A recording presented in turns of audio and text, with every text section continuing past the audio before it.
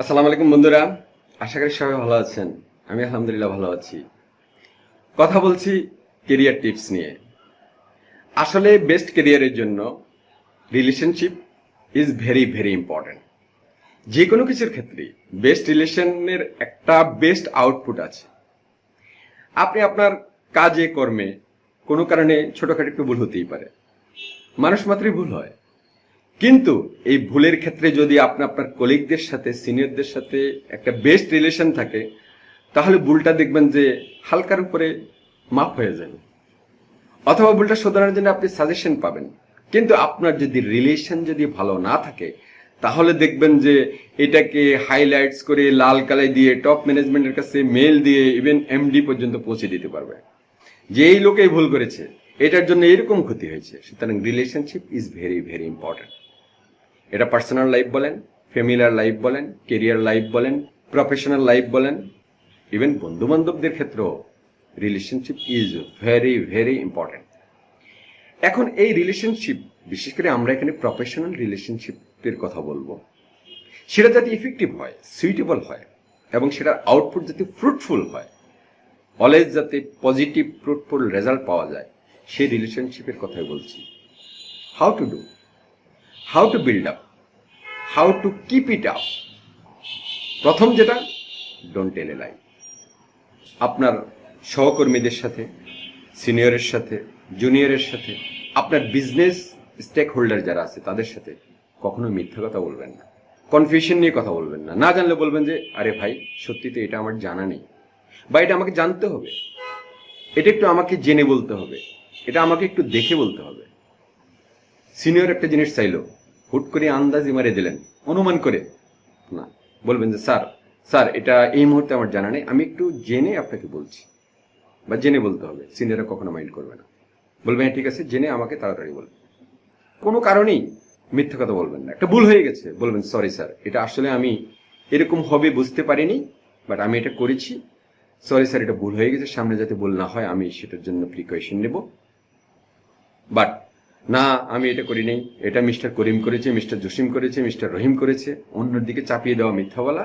Professional লাইফে এগুলো করবেন না please. Then don't cheat, it is very dangerous. আপনার কোনো কারণে কারোর সাথে ভালো লাগছে না, আপনি তার সাথে সম্পর্ক রাখবেন না, আপনি অ্যাভয়েড করে চলেন।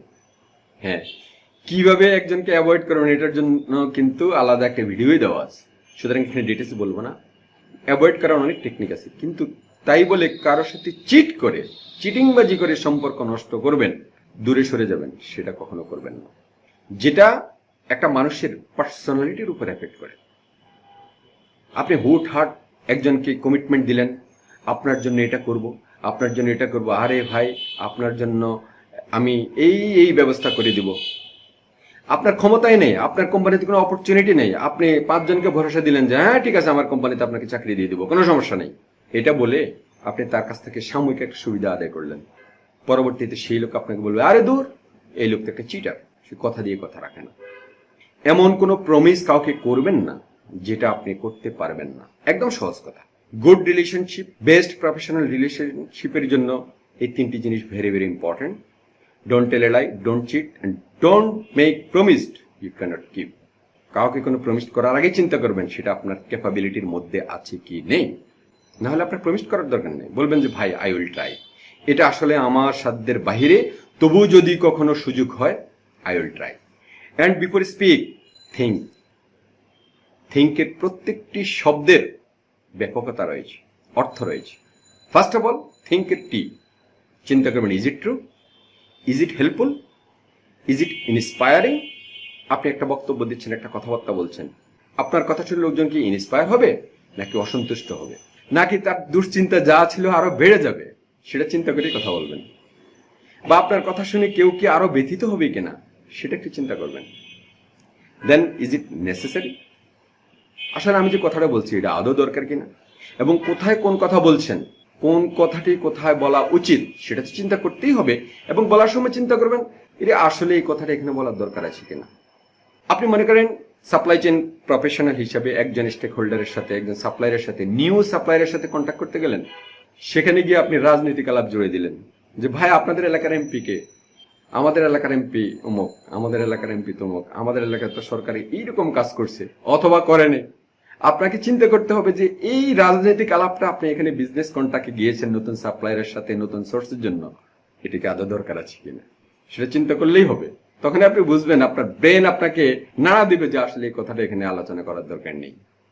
বিশেষ করে আমি অনুরোধ করব, নতুন সোর্সে এবং নিউ সাপ্লাই কন্ট্রাক্টে গিয়ে কখনো পলিটিক্যাল ইস্যু দাঁড়া করাবেন না।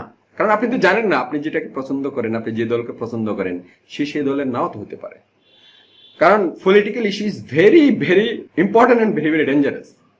আপনি নিউ কন্ট্রাক্টে গেলেন, পলিটিক্যাল ডিসকাশন শুরু করে দিলেন। যদি আপনি যে দলের পক্ষে কথা বলছেন তিনি যদি সেই দলকে পছন্দ না করে, তাহলে আপনি বিজনেস কন্ট্রাক্ট এখানেই শেষ হবে না ওনার সাথে। Minded. Then is it kind, এখানে কাইন্ড বলতে দরকারি, উপকারী, প্রয়োজনীয়, সে কথাটা বোঝানো হচ্ছে। Time is more valuable than money. এক জায়গায় গিয়েছেন, বসেছেন, বিজনেস কন্ট্রাক্টে গিয়েছেন, কথাবার্তা বলবেন, সময় অতি মূল্যবান, সময়কে মূল্য দিবেন। আননেসেসারি, যেটা আদৌ দরকার নেই, যেটা কোনো কাজে আসবে না, যেটা কোনো উপকারে আসবে না, সেটা নিয়ে কথা বলে সময় নষ্ট করবেন না। আশা করি effective professional relationship and how to build up a good relationship, এই জিনিসটা আমরা বুঝতে পেরেছি। আবারও বলবো, your time is more valuable than money, make it fabulous. সময়কে কাজে লাগান। যারা আমার ফলোয়ার আছেন তাদেরকে অনুরোধ করব, keep in touch with learning. প্রতিদিনই কিছু কিছু শেখার চেষ্টা করুন। মনে রাখবেন, learning there is no end and development there is no boundary. যদি কারো কোনো প্রশ্ন থাকে কমেন্টস বক্সে আপনার প্রশ্ন রাখুন, উত্তর দেওয়ার চেষ্টা করব ইনশাআল্লাহ। সবাই ভালো থাকবেন, সুস্থ থাকবেন, আমার জন্য দোয়া করবেন। Thanks to all my followers and friends. আল্লাহ হাফেজ।